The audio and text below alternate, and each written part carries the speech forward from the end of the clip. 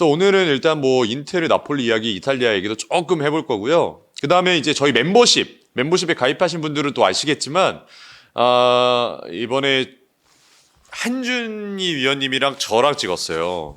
네. 그래서 주제는, 잉글랜드 프리미어리그 더 그레이티드 플레이어 탑 10 선정했습니다. 역대 프리미어리그 탑 10 선수를 선정을 하면서 사실 최근에 모하메드 살라하고 티에리 앙리에 대한 이 비교가 국내 팬분들뿐만 아니라 해외 팬분들에게도 굉장한 화제가 또 되고 있거든요.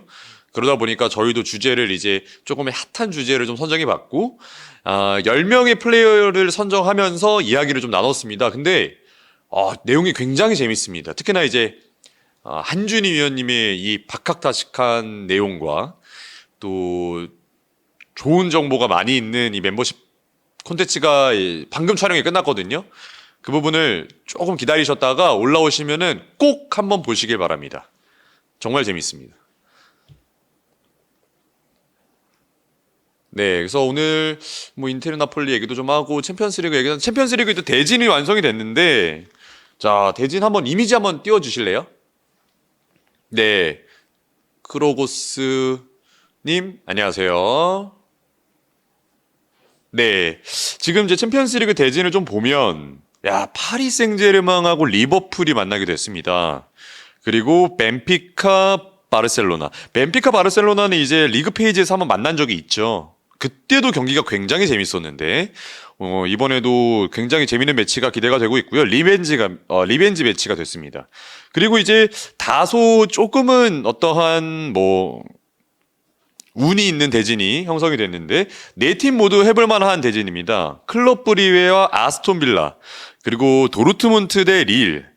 이쪽 라인은 사실 조금 해볼 만하죠. 왜냐면은 네 팀 중에 그나마 도르트문트가 약간의 조금 앞서 있고 아스톤 빌라가 그 견질 수 있고 나머지 두 팀이 좀 복병팀이라고 볼 수 있겠는데 확실히 보니까 조금 다른 어떻게 보면 좀 네 팀 모두 예상하기 어려운 승부가 될 수 있을 것 같고요. 박정규님 말씀해 주신 것처럼 벤피카 바르샤 정배인 줄 알았는데 어제 코파 보니 그렇지도 않은 듯. 네, 일단은 1차전은 또 벤피카 홈에서 펼쳐지는 걸로 제가 알고 있는데 벤피카와 바르셀로나가 최근에 이제 아틀란티코 마드리드와의 이제 코파에서 이제 1차전 4대4도 명승부가 났습니다. 네네. 그러면서 확실히 이 뒷공간이 좀 불안한 부분이 있는데 벤피카가 또 뒷공간 공략을 굉장히 잘했던 그 지난 바르샤와의 맞대결이 또 있었거든요. 이때도 아마 조현빈님이 코파델레이 맞습니다. 코파델레이. 델레이가 생각이 안 나가지고 코파델레이. 어쨌든 이제 뒷공간이 노출되는 경향이 좀 있는데 벤피카 입장에서는 그 부분에서 공략 포인트를 또 찾을 수 있겠는데 확실히 두 팀 공격과 공격이 맞부딪히는 양상으로 흘러가지 않을까 또 이렇게 예상이 되고 있고요. 레알 마드리드와 AT 마드리드.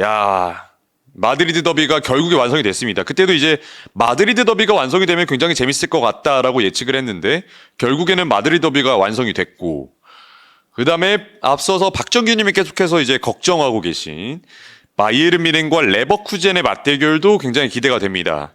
어쨌든 계속해서 알론소의 이 레버쿠젠에게 힘을 쓰지 못하고 있는 현재 바이에른 뮌헨이다 보니까 이 두 팀은 어쨌든 두 팀 중에 한 팀이 또 올라갑니다. 그러면 두 팀 중에 이제 승부가 갈리게 되겠죠.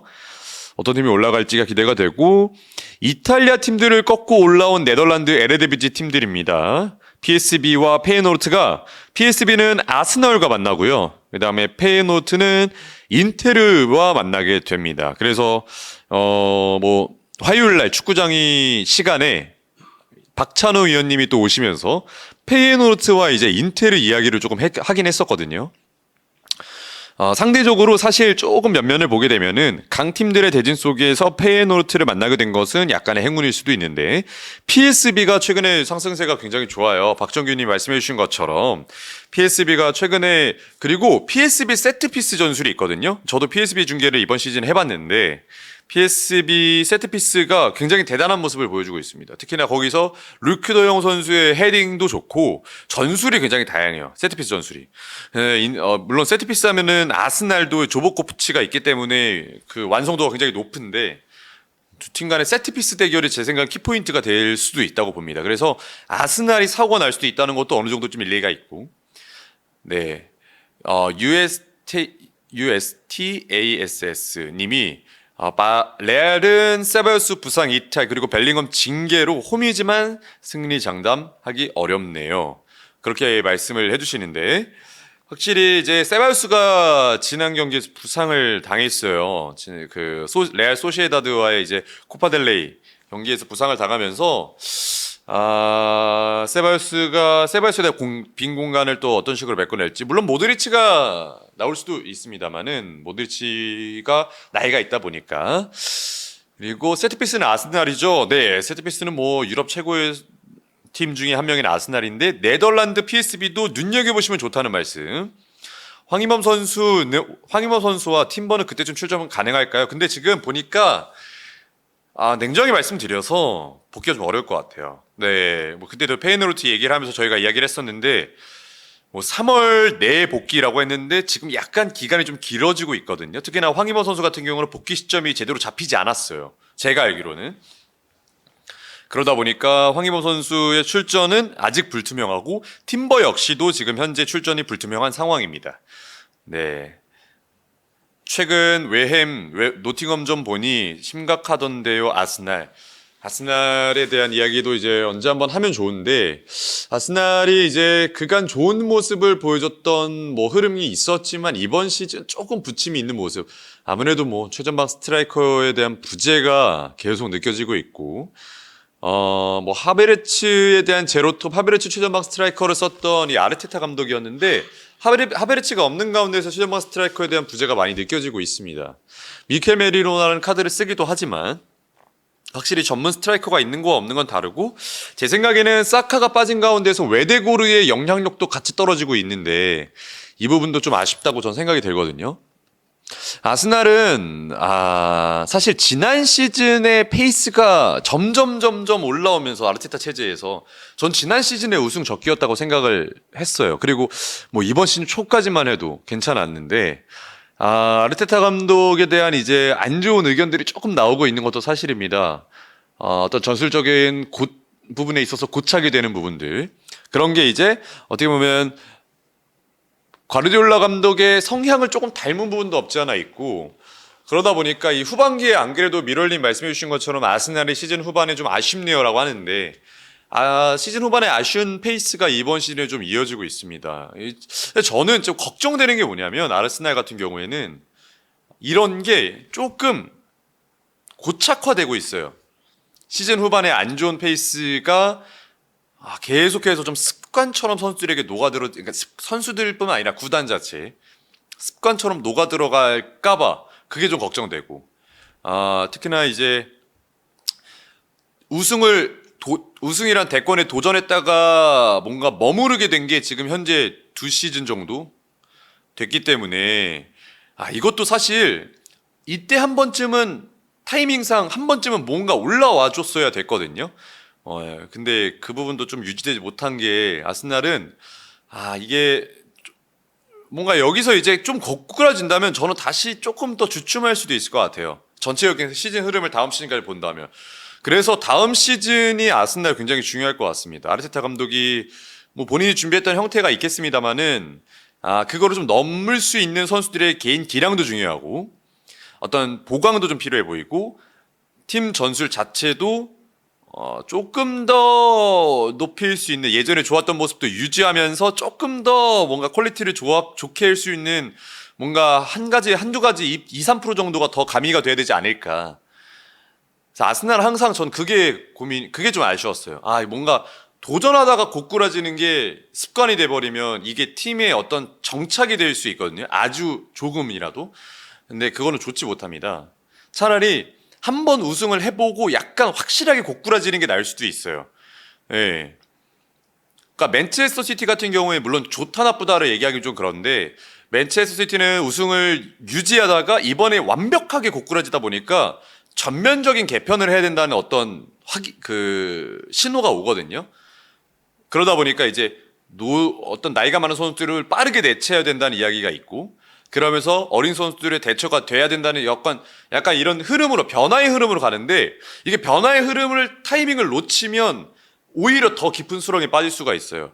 예, 저는 그냥 그게 걱정이 좀 됩니다. 박정규 님이 파리 리버풀은 해조 더비일 듯. 덴벨레와 살라. 그렇죠. 뭐 어쨌든 두 팀 모두, 특히나 이제 리버풀 같은 경우에는 좋은 페이스를 보여주고 있지만 후반기에 현재 이제 기동력이 조금 아쉬운 부분이 있는데, 그거를 어떻게 하면 잘 유지하고 파리전에 나올 수 있을지가 중요해 보이고, 살라의 폼과 덴벨레의 폼이 이제 맞대결을 펼치는 거죠. 중요한 경기들이라든지 챔피언스 리그나 토너먼트 같은 데서는 그러니까 팀의 전술도 중요합니다만은 선수 개인 기량도 중요합니다. 개인 폼이 중요하고, 그래서 선수 한두 명이 바꿔내는 결과물들이 꽤나 많거든요. 그런 거를 봤을 때 박종윤이 말씀하신 것처럼 덴벨레랑 살라가 팀을 위해서 만들어주는 게 중요하죠. 자, 그리고 GUK님이 아스날 지금 확실한 골잡이가 없는 게 가장 큰 것 같아요. 맨시티는 홀란, 리버풀은 살라가 있는데. 그렇죠. 네, 어쨌든 뭔가 득점을 생산할 수 있는 살라가 있다. 있고 없고가 리버풀은 굉장히 크죠. 홀란도 이제 지난 레알 마드리드와의 플레이오프 2차전, 그리고 리버풀 경기 와서 느꼈던 것처럼 혼란이 있고 없고, 그리고 뭐 최근에 어제 경기 토트넘과의 경기에서도 나왔죠. 혼란이 있고 없고 차이는 굉장히 큽니다. 맨시티에게. 다비드 비아님이 감독이 안티죠, 파리는. 그런데 아무래도 바르셀로나 팬이신 것 같아요. 네, 엘리케 감독, 그쵸. 근데 뭐 최근에 많이 올라오고 있긴 합니다. 파리가 좀 페이스를 많이 올리고 있어요. 미럴님이 살라는 진짜 올 시즌 고트. 그래서 이제 앞서 말씀드렸던 것처럼 저희가 이제 멤버십 콘텐츠에 살라 이야기를 좀 많이 풀었습니다. 살라와 앙리 이야기를 많이 풀었거든요. 그 콘텐츠 한번 보시면 재밌을 것 같습니다. 김성훈 님이 아스날 설마 8강도 못 갈까요? 뭐 일단 PSV와의 경기가 중요할 것 같은데요. 일단 사실은 뭐 제가 생각할 때는요. 우승의 구분응선은 리버풀이 넘었다고 생각합니다. 네, 어제 경기 아스날이 노팅엄과 비기고, 리버풀이 어제 뉴캐슬을 잡아내면서 사실상 프리미어리그 우승 판도는 거의 구분응선을 넘어서 이제 리버풀에게 갔다고 보여지고요.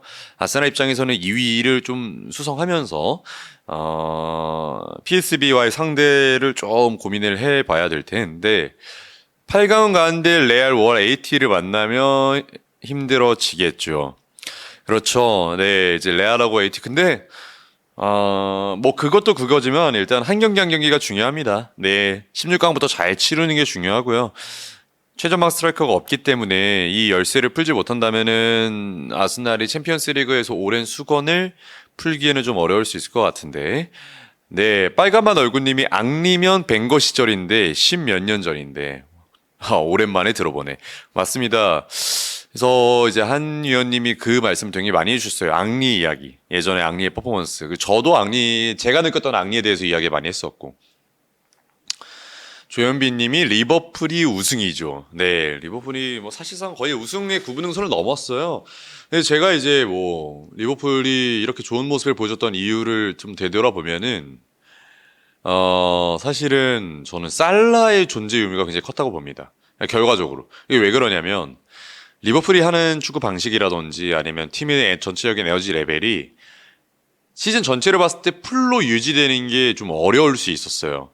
특히나 이제 뭐 예를 들면 시즌 초에는 굉장히 흐름이 좋았지만 선수의 면면도 굉장히 좋았죠. 이번 시즌 전체적으로 다 잘해줬습니다. 근데 후반기에 좀 에너지 레벨이 떨어질 수밖에 없는 흐름으로 갔거든요. 근데 그럴 때 이게 우승하는 팀들이 중요한 게 뭐냐면 흐름을 시즌 전체의 흐름으로 가져가는 게 중요하거든요. 그러니까 쉽게 말하면 시티 같은 경우 예를 들면은 약간 2위라든지 승점 차가 뭐 4점, 5점 이렇게 벌어졌던 시간들이 지난 시즌인데도 있었는데, 그때 후반기 때 페이스를 올리면서 전체적인 이 위닝 멘탈리티가 레벨이 막 오르면서 흐름이 올라가는 그 승점 3점을 빠바바박 따내는 이 리듬이 중요해요. 근데 리버풀이 이번 시즌에 좋은 흐름이 뭐냐면 지지 않는 흐름이 좋습니다. 네, 질 경기를 비길 경기를 이겨내면서 승점을 쌓아오는 이 무패 흐름이 굉장히 좋은데 저는 여기서 중요한 게 살라가 있기 때문에 이 스탯이 나오고 있다는 거거든요. 살라의 스탯을 보면은 한 경기 두 경기에 몰아서 스탯 쌓지가 않습니다. 최근에 제가 알기로 이제 리그 내에서 두 경기 연속으로 스탯을 안 쌓은 적이 딱 한 번밖에 없었어요. 지금 26라운드인가요? 27라운드 뭐 이 정도 수준까지 왔는데 그러니까 그 말이 뭐냐면 거의 매 경기 공격 포인트를 쌓고 있다는 겁니다. 거의 매 경기. 이게 팀한테는 굉장히 좋은 거거든요. 그러니까 한 번 나갈 때마다 어시스트 골을 만들어낸다는 걸 일단 한 골을 번다는 거예요. 그러니까 결과적으로 봤을 때. 근데 그렇게 되면은 질 경기를 비기고 빌 경기 이길 수가 있어요. 네, 이러면 감독 입장에서 뭐가 되면 실리적인 판단까지 할 수 있게 됩니다. 우리가 원하는 축구를 하다가도 지난 맨체스터 시티와의 경기처럼 뭔가 내려앉을 때 내려앉을 수도 있고 약간 변화를 주고 수비적으로 조금 그리고 로테이션을 조금 과감하게 돌려줄 수 있는 여지를 만들어준다는 건 스코어를 벌릴 수 있는 선수가 있고 없고에 중요하고 그게 스탯이 꾸준하게 나올 수 있고 없고가 중요한 사실 굉장히 고퀄리티의 어떤 조합이에요. 근데 이러한 부분에서 살라가 그걸 굉장히 잘해주고 있다는 부분이 저는 리버풀이 우승을 나가는 데 있어서 아주 중요한 열쇠 중에 하나고 추가적으로 뭐 다 팬분들이 아시겠지만 경쟁팀들이 없다는 게 좀 그렇습니다. 완벽하게 타이트 경쟁을 하면서 치고받아주면서 승점을 계속해 쫓아가 줄 수 있는 팀들이 지금 없다는 게 아스날 역시도 약간 부침이 있다 보니까 그래서 그런 게 좀 차이가 납니다. 네, 클롭 나가고 이 정도로 할 줄 몰랐어요. 살라와 흐라헨베르흐의 각성. 그렇죠. 이번 시즌 가장 돋보이는 선수 흐라헨베르흐와 뭐 소보슬라이도 이번 시즌 굉장히 좋고요. 그리고 뭐 클롭이 나가고 이 정도로 할 줄 몰랐어요. 클롭이 나가고 나서 오히려 이제 밸런스를 좀 잡았죠. 클롭 감독은 이제 리스크가 좀 있었거든요. 직선적인 축구 형태를 보여주다 보니까. 근데 밸런스를 좀 잡아줬고 박정규 님이 이제 덴벨레 살라 조력 자질을 얼마나 해줄지 헤비차 콜라, 바르콜라죠. 그리고 디아고 조타, 지오고 조타, 그리고 루이스 디아스. 그렇죠. 조력자들 역할도 중요합니다. 네. 확실히 뭐 공격진의 조합을 만들어내는 거다 보니까. 근데 최근에 이제 또 파리 생제르맹 같은 경우는 득점을 꽤나 많이 올려주고 있어요. 네. 모드리치 벤제마도 그렇고 살라가 받으면 메날두 이후로 30대 발롱도르가 많네요. 신기해요. 그렇죠. 그리고 이제 프리미어리그에서 발롱도르를 받은 선수가 2000년도 이후에 2001년에 마이클 오원 리버풀에 있을 때 그리고 2008년에 크리스티아노 호날두 그리고 2024년에 16년 만에 받은 로드리가 있었습니다. 프리미어리그에는 이제 발롱도르 인연이 많이 없어요. 뭐 워낙 호날두와 그 다음에 이제 메시의 흐름으로 갔었고 중간중간 뭐 벤제마라든지 모드리치 이런 흐름으로 갔다 보니까 살라 프리미어리거의 선수가 발롱도르를 또 받을 수 있을지도 굉장히 또 중요해 보이고요. 아스날은 김성우님이 아스날은 트로피가 물론 중요하지만 조금만 멀리 보고 경쟁력을 쌓아서 팀을 탄탄하게 만드는 것도 괜찮을 것 같네요. 맞습니다. 사실 그 과정 속에 있었는데요. 근데 저는 이제 뭐 제 주변에 아스날 팬들하고 좀 이야기를 좀 해봤을 때 느꼈던 부분은 소기의 성과를 좀 얻는 게 중요했어요. 그게 이제 뭐 예를 들면 컵대회, 물론 컵대회가 이제 아르테타 체제에서 있었지만 최근 흐름을 봤을 때 아니면 뭐 리그 우승을 그래도 한 번 정도 했다든지 아니면 뭐 챔피언스 리그에 정말 뭐 결승전까지 올라갈 수 있었다든지 뭐 준결승까지는 뭐 이런 부분에서 퍼포먼스가 조금은 명확하게 나와주면서 페이스를 조금 올릴 수 있어야 되는데 그래야 이제 선수들도 동기부여가 생기긴 할 뜻인데 그런 게 저는 조금 부족했던 것 같아요.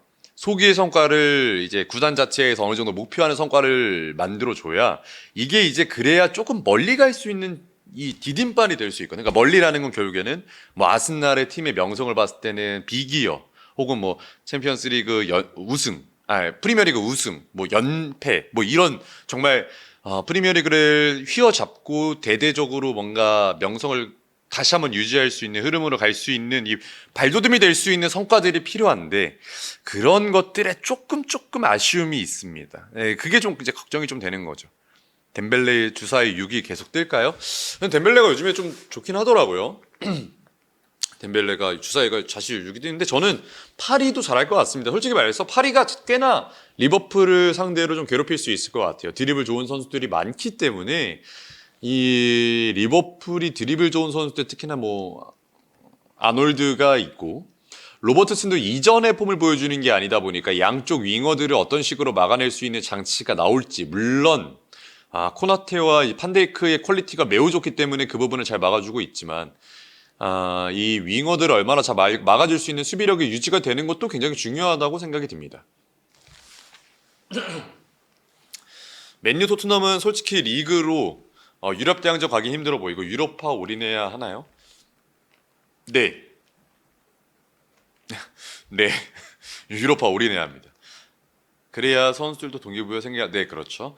지금 리버풀의 약점은 그나마 풀백진이긴 하죠. 맞아요. 그나마 약점 뽑아보면은 풀백밖에 없어요. 리버풀은. 감독도 좋고 코치진도 좋고 공격수 좋고 수비 좋고 골키퍼 좋고 센터백 좋고 근데 이제 풀백이 조금 아쉬운데 풀백의 수비력이죠. 아놀드도 공격으로 올라갔을 때는 좋기 때문에 파리도 수비는 불안하던데 그렇죠. 그러니까 수비가 좀 불안한 두 팀이 좀 만나는 흐름입니다. 김성훈님이 라이트하게 봐서 모르겠지만 유난히 축구는 무관에 대한 조롱이 심한 듯. 20개 팀에서 2위면 엄청 잘하는 건데 그쵸. 사실은 그냥 단편적으로 챔피언스리그만 보더라도 아스날 보면은 챔피언스리그가 유럽에서 가장 축구를 잘하는 팀들이 모이는 거고 그게 이제 전 세계적으로 봤을 때도 챔피언스리그 권위가 제일 높은 대회인데 그 중에서 아스날 이번에 3등한 겁니다. 리그 페이지에서. 그러니까 단편적으로 숫자로만 그냥 보면요, 그냥 전 세계에서 모든 클럽 팀 나열했을 때 1위, 2위, 3위 이렇게 쭉 나열했을 때 3등한 거예요. 결과적으로 그냥 지표만 보게 되면. 그러니까 그 정도로 아스날의 성과는 굉장히 좋은 거죠, 사실은. 근데 이제 이게 뭔가 우승이라고 하는 그 열매, 뭔가 이런 것과는 딱 연결이, 그러니까 왜냐면 아스날이 우승을 노리고 있었다 보니까. 그렇죠. 리그 페이지의 3등이 실력의 3등은 절대 아니긴 합니다만은 그냥 저희가 결과로 이제 나중에 지표를 그냥 보게 되면은 3등을 했다는 거는 어쨌든 굉장히 높은 순위에 있다는 거고 그런 부분에서 봤을 때 근데 아스날의 기대치가 높아서 그래요. 제가 느꼈을 때는 아스날 기대치는 당연히 우승이죠. 그리고 지난 두 시즌간 어쨌든 뭐 리버풀과 함께 클럽의 리버풀과 함께 펩시티를 가장 위협했던 팀이죠. 아스날은 우승을 어떤 염원하는 팀이기다 보니까 이 우승에 대한 열매를 맺는 게 굉장히 중요하죠.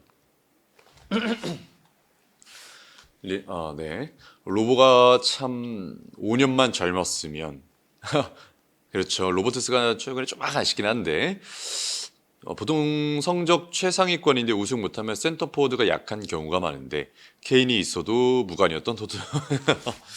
그렇죠. 토트넘은 이제 우승을 사실 뭐 토트넘의 우승을 바라는 팀은 냉정하게 말씀드려서 좀 최근에는 아닌 흐름인 것 같아요.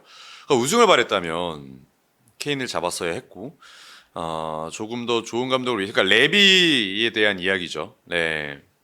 구단이 과연 우승을 바라보면서 뭔가 플랜을 짜고 있느냐 우승이라는 어떤 대권에 정말 진입하려고 하는 팀인가에 비해서는 뭔가 팬들이 이해하지 못할 만한 결과들이 조금씩 나오고 그런 결정들을 내리다 보니까 좀 아쉽죠. 뭐 어쨌든 손흥민 선수가 있다 보니까 국내 팬분들은 토트넘의 경기를 뭐 좋아하시든지 좋아하지 않으시든지 이게 유심히 보시는 경우가 많은데 물론 케인이 우승 결정전에 유독 약했던 문제도 있긴 했어요. 그렇죠. 뭐 케인이 결정적인 착했 뭐 토트넘뿐만 아니라 뭐 대표적으로 챔피언스리그 결승전도 그랬고요.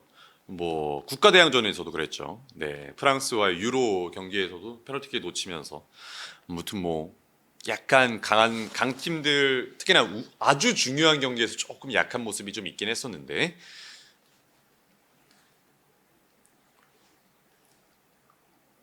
박정규님이 PL의 남은 관전 포인트는 펩이 유로파로 떨어질 것인지인데 야 펩이 들어가는 유로파는 글쎄요 지금 첼시의 컨퍼런스 리그의 위상보다 더 높을 수도 있을 것 같은데요.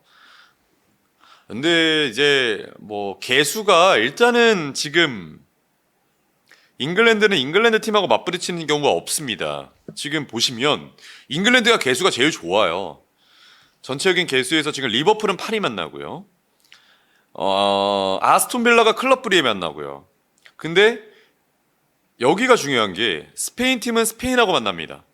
그러니까 레알 마드리드는 IT 마드리드랑 만나고 바이에른 뮌헨 독일 팀은 레버쿠젠 동일 팀만 만나기 때문에 개수가 또 하나씩 떨어집니다. 그러니까 포인트를 올릴 수 있는 게 반대로 아스날은 또 PSV를 만나고 그러니까 분데스는 지금 한 팀밖에 못 남죠? 네, 한 팀밖에 못 남고 자 그럼 다시 보면 현재 핫한 센터백은 없나요? 자 핫한 센터백 뭐 많은 이야기가 좀 있는데 본머스의 디나이센 네, 뭐 지금 레알 마드리드 링크까지 뜨고 있습니다. 정말 좋은 센터백이라고 생각이 들고요. 물론 뭐 노팅엄의 뭐 무릴로도 좋고 밀렌코비치도 좋은데 확실히 조금 더 현대 축구의 흐름에 맞는 선수 센터백이 될 수 있는 가능성이 높은 것 같습니다. 그리고 후사노프 정말 좋다고 생각이 듭니다. 저는 냉정하게 말씀드려서 후사노프가 김민재 선수만큼은 아니에요. 당연히 아닌데 센터백으로서 정말 좋은 재능을 많이 가지고 있다고 생각하고 아시아권에서 정말 월드클래스 센터백이 탄생했다고 생각이 들어요. 지금 GUK님이 말씀하신 것처럼 패스도 지금 경험이 좀 없죠. 그러니까 나이가 좀 어리다 보니까 판단에 대한 문제가 좀 있을 수 있는데 그 경험만 좀 쌓여진다면 근데 리드를 하는 스타일인지는 모르겠어요. 이 선수가 나이가 워낙 어리다 보니까 그러니까 선수들에게 뭔가 이렇게 리드하는 스타일은 또 아닌 것 같은데 뭐 이건 나이를 먹으면 좀 달라질 수도 있습니다. 저는 후사노프 정말 정말 좋은 선택백인 것 같아요. 네, 정말 쿠바르시는 뭐 이미 입증을 했죠. 쿠바르시는 뭐 07년생입니다. 17살, 18살이죠. 요새 본머스 노팅엄도 초반보다 조금 힘이 떨어졌죠. 본머스가 최근에 2연패인가 제가 알기로 그럴 거예요. 2연패인가 3연패인데 네, 본머스가 이게 슈팅 전환에 비해서 득점에 대한 게 조금 아쉬울 때가 가끔 있어요.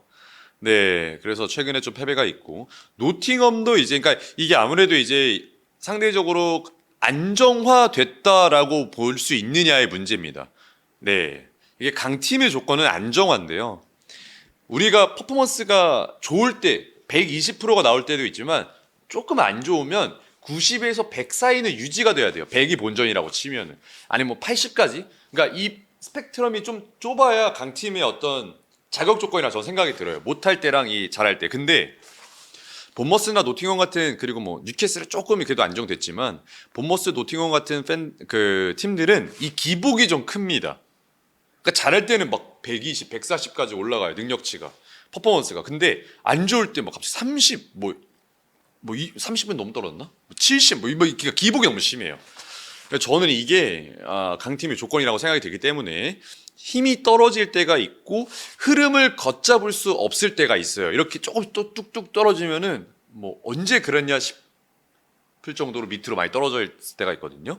첼시가 이제 지난 사우스햄튼과의 경기에서 이겼죠. 그러면서 분위기 반전을 좀 할 수 있는 포인트가 있습니다. 첼시도 이제 페이스를 많이 올려야 되고 뉴캐슬이 이제 리버풀에게 지긴 했지만 노팅엄을 잡으면서 그래도 어느 정도 순위를 보존하고 있고 본머스도 이제 흐름을 좀 많이 올려야 되는데 본머스도 그러한 흐름에 맞물려 있습니다. 브라이튼도 지금 페이스가 나쁘지 않고요. 현재 빅클럽도 보면은 센터백이 다 시급해 보이는데 그렇죠. 아무래도 라인을 높게 올리는 형태의 수비를 많이 하고 있는 현재 축구의 흐름이다 보니까 그런 흐름에서는 센터백의 퀄리티가 매우 높아지고 있습니다. 그러니까 뭐 공격진들은 오히려 좀 디테일한 공간에서의 세밀함이 돋보이는 경우가 많고 센터백들은 오히려 조금 더 넓은 공간 그리고 조금 더 수비적으로 좀 더 많은 역할을 해줄 수 있는 툴에 대한 부분이 많이 늘어나고 있죠. 그러니까 이제 요즘에는 전문 풀백을 쓰기도 하지만 센터백을 풀백으로 쓰는 경우도 그래서 많이 생기고 있는 거거든요. 쿠바르시 나이 대비 정말 잘하더군요. 네. 툴은 정말 생각보다 많은 것 같은 그냥 스피드 하나인 줄 알았는데 롱패스 하나이고 경합 좋고 몸 잘 쓰고요. 패스가 좋고 패스의 판단이 나쁘지 않습니다. 어린 선수 치고 제가 느끼기에는 후뱅이 잘 가르치길 그렇죠. 잘 가르치는 것도 중요하죠. 대표적으로 코나테가 반데이크를 만나서 굉장히 좋은 선수가 많이 됐다고 저는 생각합니다. 쿠바라시, 야말과 같은 다들 10대 선수가 아니라 20대 베테랑으로 가는 전성기 선수의 느낌이라는 의견이 많더라고요. 그렇죠. 이제 저런 것들이 아주 어렸을 때부터 경험을 많이 쌓으면서 지금 뭔가 그 선수의 어떤 스펙트럼이 좀 더 넓어지는 거고요. 그러니까 저게 이제 팀에 굉장한 도움이 되는 겁니다. 젊으면 그 에너지가 좋고 많은 활동량 가져갈 수 있고 어쨌든 도전할 수 있고 뭔가 이런 것들이 있는데 그에 비해서 이제 경험이 좀 부족한 선수들이 많거든요. 근데 경험까지 갖추게 되니까 이제 선수에 훨씬 안정화되어 있는 거죠. 네, 아스톤 빌라도 기복이 좀 심하고 아스톤 빌라도 그렇죠. 최근에 기복이 좀 심한데 워낙 에메리 감독이 그래도 좀 잘 이끄는 편입니다. 제가 생각했을 때는. 근데 아스톤 빌라도 이번에 보강을 많이 해서 후반기를 좀 노려보고 있는 거죠. 아수라님이 흔들리는 팀들 보약 우리의 꼴찌팀. 아 사우스햄튼 응원하시는 건가? 레스터 시티 기복 없이 못하. 그러게요. 지금 보니까 제가 알기로 홈에서 6경기 동안 득점이 없나요? 뭐 그랬던 걸로 제가 기억하고 있는데 반니스텔 로이 감독. 옛날에는 느린 센터백들도 자주 쓰였는데 요즘에는 빅클럽에서 느린 센터백은 거의 안 보이는 것 같아요. 그렇죠. 이게 뭐 이제 축구의 트렌드가 그렇게 변하는 겁니다. 예, 사실 발이 느린 센터백들은 사실 조금은 이제 부각되기가 좀 어려운데 이제 그거를 메꾸기 위해서 다른 장치가 필요해요. 근데 이제 뭐 사실 뭐 아틀레티코 마드리드의 랑글레 말씀해 주신 것처럼 랑글레 선수들도 그런데요. 이게 어떤 수비 전술을 구축하느냐 그리고 감독의 성향에 따라서 쓸 수 있는 선수들도 있지만 선택의 폭이 좁아졌죠. 대부분의 감독들이 빠르고 뒷공간 커버가 되고 한 명이라도 높게 올리려고 하다 보니까 이 수비에게 어떤 원하는 능력치가 굉장히 높아집니다. 지금 말씀해 주신 것처럼 육각형을 다 원한다고 하는데 그러한 유형인 거죠. 신영님이 방금 왔는데 16강 매치 전부 리뷰하신 거 아직 리뷰 안 했고 오늘은 약간 무물 형태로 하다 보니까 물어보시는 거 제가 답해드리고 뭐 이렇게 얘기하고 있습니다. 네, 양산 스터리지림이 레스터에는 데니 워드, 저스틴, 베스터고르 3명 프리미어리그 수준이 아닌 프리미어리그 수준이 아닌 선수들이 꽤 있어요. 반니 불상 뭔 재료가 있어야 요리를 하는데 그렇죠. 경기 수가 많아지다 보니 경기 내용보다 부상 소식부터 찾게 되던데 최고의 퍼포먼스가 안 나오는 것 같아요. 결국 더블 스쿼드로 가야 할 것 같은데 재정에 따라서 점점 격차가 나지 않을까요? 어느 정도 일리가 있는 말씀입니다. 근데 최근에 십자인대 부상이 꽤 많아졌다고 이야기가 좀 있긴 한데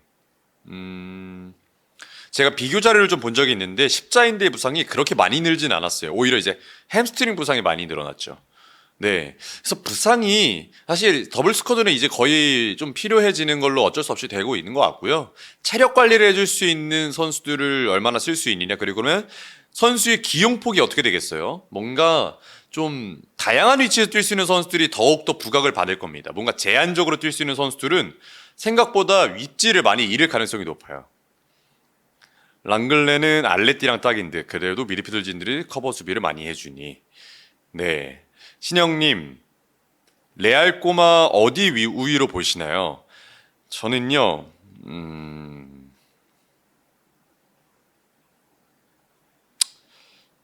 제가 조금만 고민해보고 이따가 말씀드릴게요. 김성훈님, 지난 시즌도 그렇고 이번 시즌도 승격팀이 다시 강등 예정이던데 이러면 승강 제도가 의미가 없는데 그렇죠. 사실 이걸 이제 변화하는 게 중요한데 이대로 이제 뭐 이렇게 오가는 거면 사실 큰 의미가 없죠.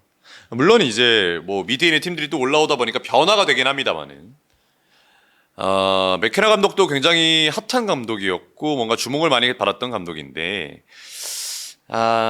맥케나 감독도 결국에는 결과에 만드는데 조금 어려움이 있고 확실히 이런 거는 실리적인 판단과 본인의 스타일을 정말 적재적소에 잘 녹일 수 있느냐가 중요한 것 같습니다. 프리미어리그하고 챔피언십의 격차가 그만큼 큰 거라고 또 생각이 들기도 하고요. 이번 시즌 유럽 대항전에서 네덜란드 팀들이 굉장히 선전하고 있는데 이유가 뭘까요? 냉정히 말씀드려서요.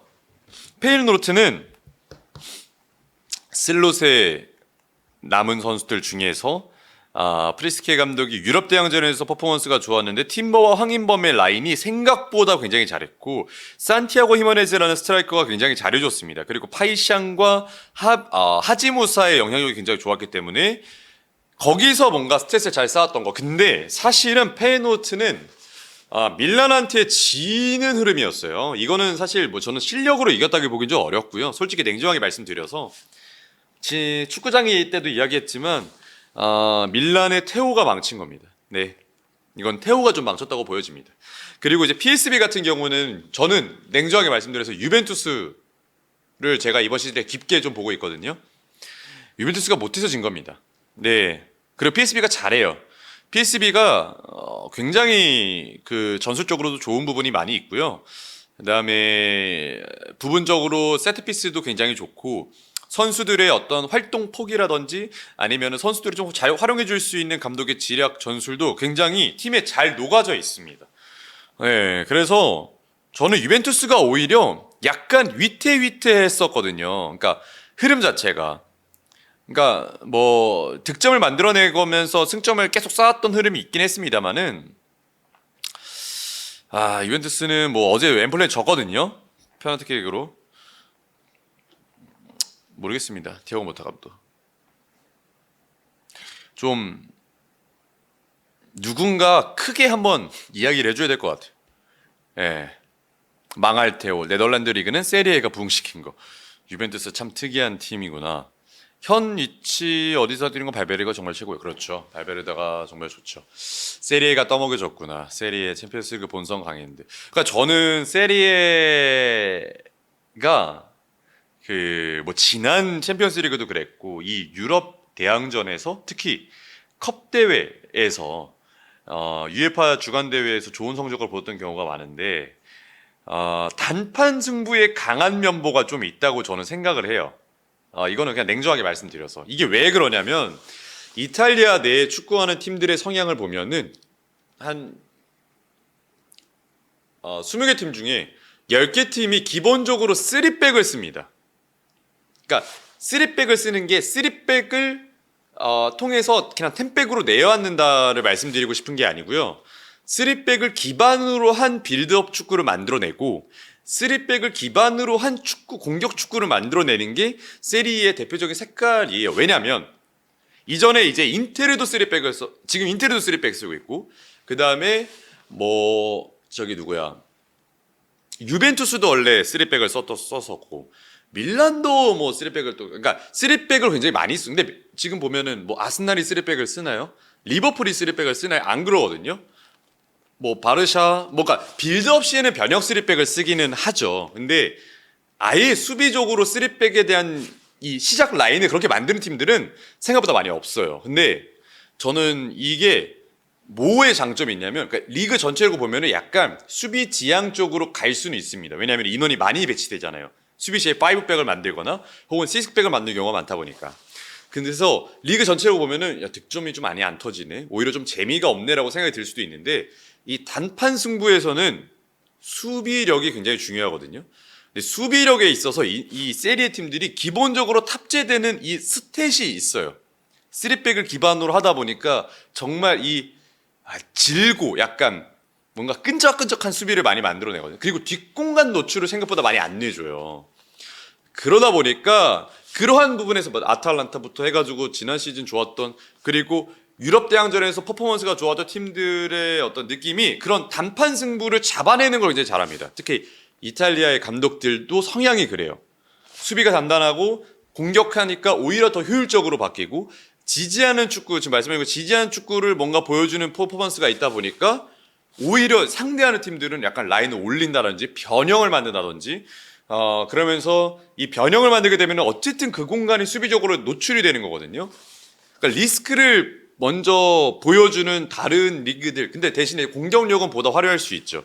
근데 세리에 팀들은 대신에 수비를 1차적으로 지향을 하는 포인트를 가져가는 경우가 많다 보니까 확실히 유럽 대항전에서 성적이 좋아요. 단판 승부 잡아내는 거 저는 아탈란타의 레버쿠젠 하는 거 보고 정말 경이롭다고 생각을 했었거든요. 예, 그러니까 그런 것들은 굉장히 좋습니다. 그게 단순히 리그의 그 팀만 그런 게 아니라 그 리그의 성격이 그대로 녹아져 있어요. 그럴 수밖에 없습니다. 노팅엄 본머스 같은 팀들이 최근에, 그리고 리버풀이 최근에 축구를 잘하는 이유가 이 프리미어 리그에서는 뒷공간에 대한 침투, 뒷공간 공백을 어떤 식으로 잘 활용할 수 있느냐가 중요한 키포인트거든요. 라인을 높게 올리는 팀들이 많다 보니까 그러한 성향의 팀들이 노출이 되는 거예요. 퍼포먼스가 잘 나는 거. 그런 것처럼 그거를 보면 그 리그의 성격을 알 수가 있는데 세리에는 그런 부분에 있어서 수비적인 포인트가 좀 있다. 3백을. 안첼로티가 신기한 케이스네. 4백만 거의 썼던 것 같은데 거기는 제가 이제 솔직히 말씀드리면 레알 마드리드는 레벨이 다릅니다.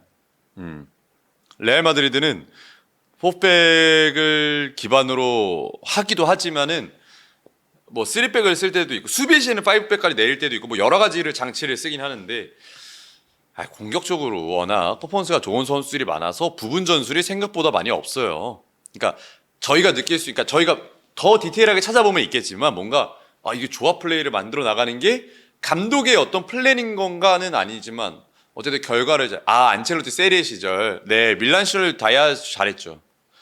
근데 저는 레알 때는 그냥 근데 안첼로티가 저는 안첼로티 감독 진짜 좋아하거든요. 저는 안첼로티 감독 같은 감독이 결국에는 가장 위에 있을 수 있는 이유는 정말 그 여우 같은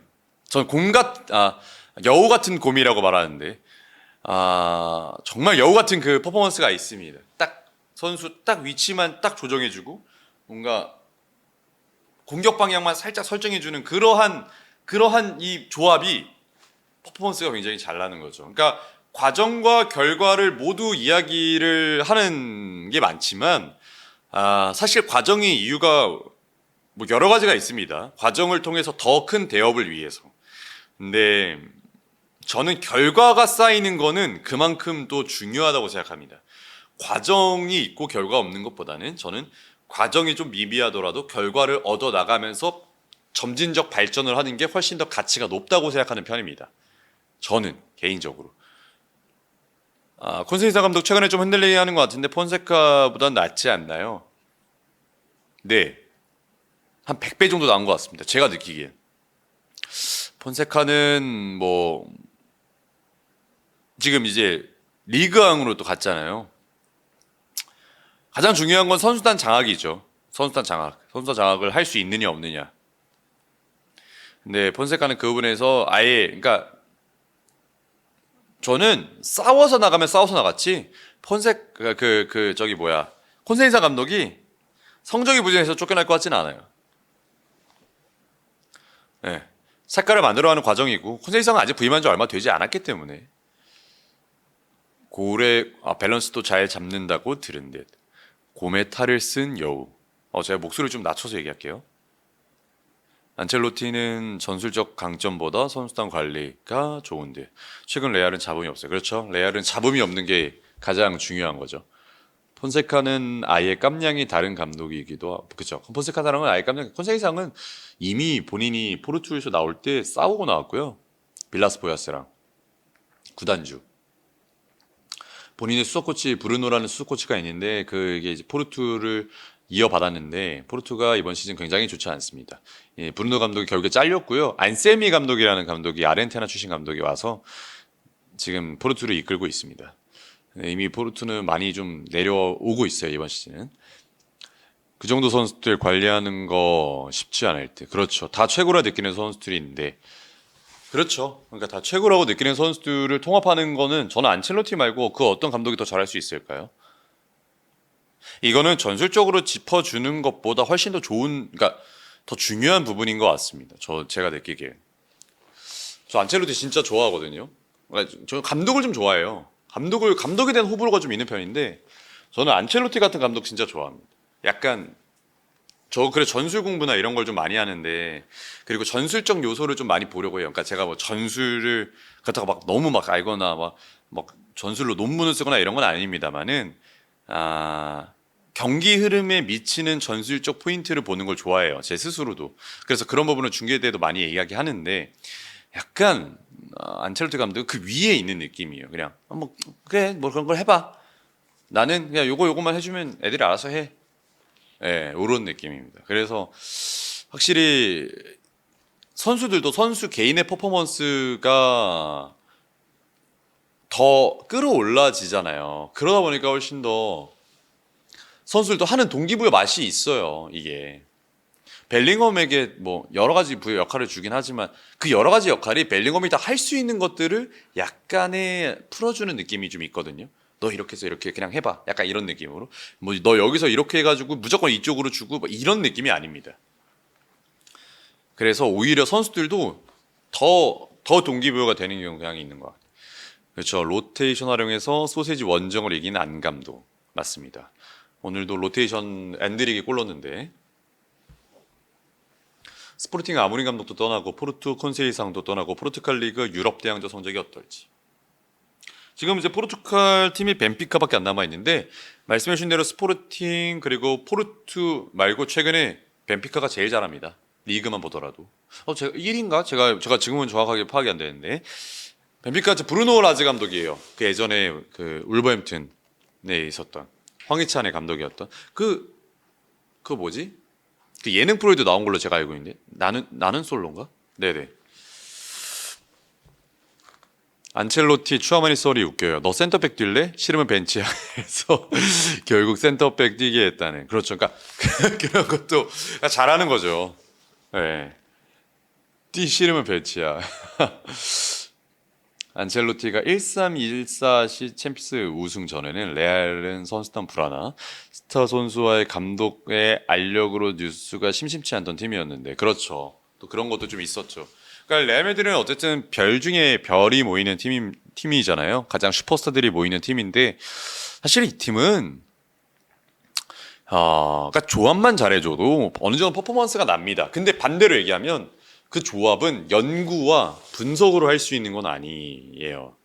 선수의 어떤 제가 여기서 잠깐 축구 분석적인 거 말씀드릴게요.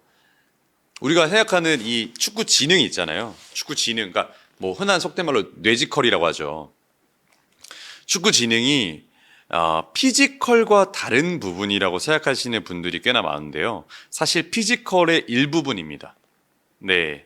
피지컬의 일부분이. 그러니까 피지컬이라는 건 뭐냐면 신체 전반적인 걸 다 말하는 거거든요. 그러니까 체격이 좋고 키가 크고 뭔가 뭐 단단하고 키가 작고 뭐 이런 걸 다 피지컬이라고 하는데 우리 뇌도 피지컬 안에 들어갑니다. 그래서 뇌지컬이란 말이 사실 그러니까 뭐 제가 은어인지 속어인지는 모르겠습니다만은 축구 지능은 피지컬이라는 큰 범위 안에 속하는 게 지금 유럽에서 연구하고 있는 축구 학회의 일부분이에요. 네.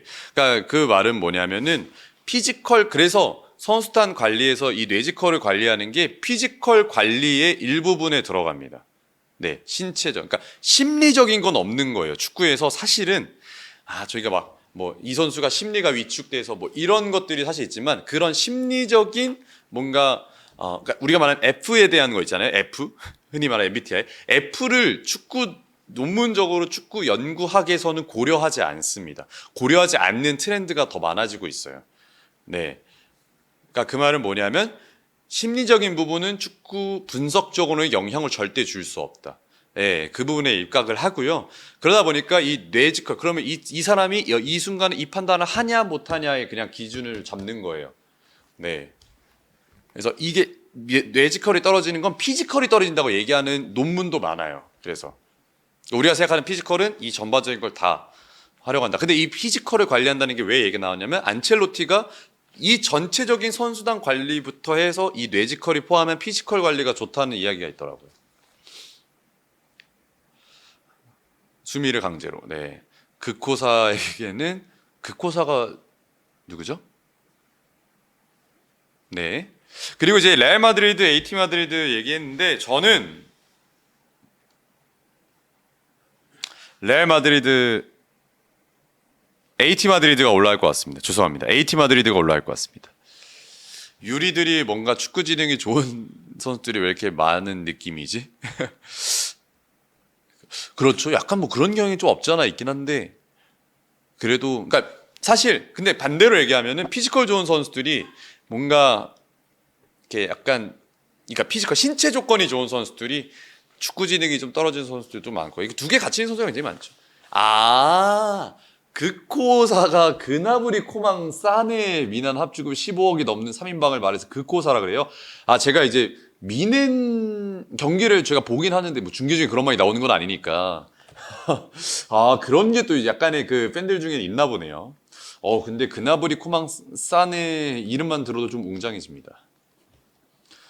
아, 미넨 축덕 속어예요. 아, 제가 기억하고 있을게요. 아무래도 커뮤니티를 많이 하시는 분들이 아시는 건가? 저는 커뮤니티를 많이 안 해가지고. 아, 미넨 팬들한테 좀 유명한 거구나. 저는 시메오네가 뭔가 이길 것 같습니다. 이번에 레알 마드리드. 진버지 믿습니다. 자, 저희 30분에 마무리할 예정이라서 더 많이 빨리 뱉어주세요. 제가 3분 안에 다 대답해 드릴게요. 하긴 축덕 용어 중에서 비서가 많긴 하지. 코파델레이 시모요네, 아, 그쵸. 대단한 경기 보여줬습니다. 4대4. 제가 4대4 경기 한번 중계해서 있었거든요. 이번 시즌에 유벤투스 대 인테르. 미친 경기였습니다. 진짜 그냥 돌아버린 줄 경기하면서 그냥 소리 지르고 막 난리도 아니었거든요. 약간 그때 제가 느꼈던 거는 중계가 아니라 저 그냥 약간 신나서 말했어요. 그때는. 예, 막 신나가지고 와 이거 막 약간 이런 느낌으로 했었습니다.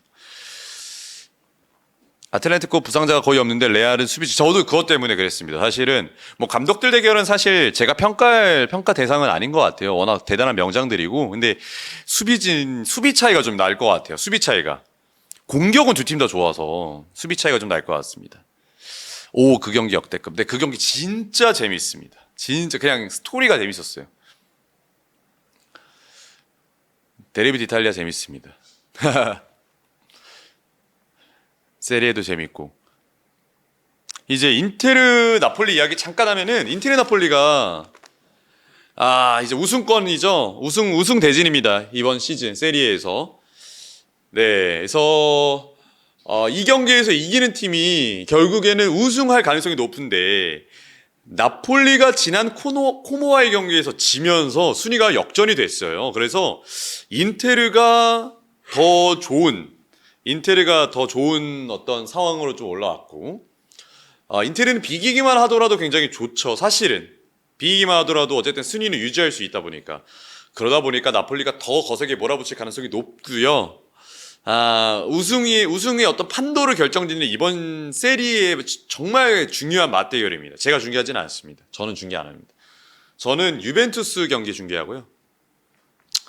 그래서 어쨌든 그 경기 한번 꼭 보시고 제가 그 경기 리뷰도 할 거예요. 그래서 그 경기 보면서 한번 나중에 이야기 또 같이 해보도록 하겠습니다. 리버풀 1위하고 페리스 빵 맞는 거 최악인데 맞습니다. 그거는 사실 리버풀이 우리 없는 거죠. 파리 생제르맹을 만나게 된 게. 두 팀 다 비기면 아탈란타도 비교볼 하네요. 맞아요. 아탈란타도 지금 3점밖에 차이 안 나기 때문에 가스페리니가 제가 알기로 이번 시즌 마지막이라고 했던 것 같은데. 네. 그래서 이제 아탈란타도 대권을 도전하는 상황입니다. 이런 얘기하면 또 한도 끝도 없는데 저희가 지금 시간이 없어요. 이제 저는 이런 거 한 2시간 하고 싶은데 저희 PD님이 지금 너무 많은 방송 스케줄을 하고 계셔서 네, 어쨌든 세리의 이야기를 비롯해서 다른 이야기 또 순삭했습니다. 미럴님 말씀대로. 그래서 너무 많은 이야기를 더 드리고 싶지만 오늘도 시간 순서상 정말 많은 이야기를 좀 하지 못했는데요. 나폴리 경기라든지 인테르 경기 또 뭐 유벤투스 경기, 밀란 경기 등 세리의 경기는 제가 정원 인사이트에서도 많이 풀고 있고 실제로 뭐 다음 주에도 제가 예상하기로는 나폴리와 인테르 리뷰를 하면서 세리의 어떤 전체적인 판도를 이야기하는 거를 할 거니까요. 많은 시청 부탁드리고요. 오늘은 이제 앞서 말씀드린 것처럼 순주 아나운서님이 급성 체함이죠. 네, 체해를 하셔가지고 오늘은 참석하지 못하셔가지고 제가 오랜만에 세리의 이야기를 비롯해서 뭐 챔피언스 이야기도 하고 라리가 이야기도 하고 뭐 리버풀 이야기도 여러 이야기를 했습니다. 아스날 얘기도 했었고요. 네, 세리오 전문가 교수까지는 안 되고요. 약간 인턴인가 뭐 그런 거 하겠습니다. 네, 순주만이 캐치하시길 다들 바래주시길 부탁드리고요. 저희 또 재밌는 이야기로 다음에 또 찾아오도록 하겠습니다. 여러분 저녁 맛있게 드시고요. 다음에 봬요.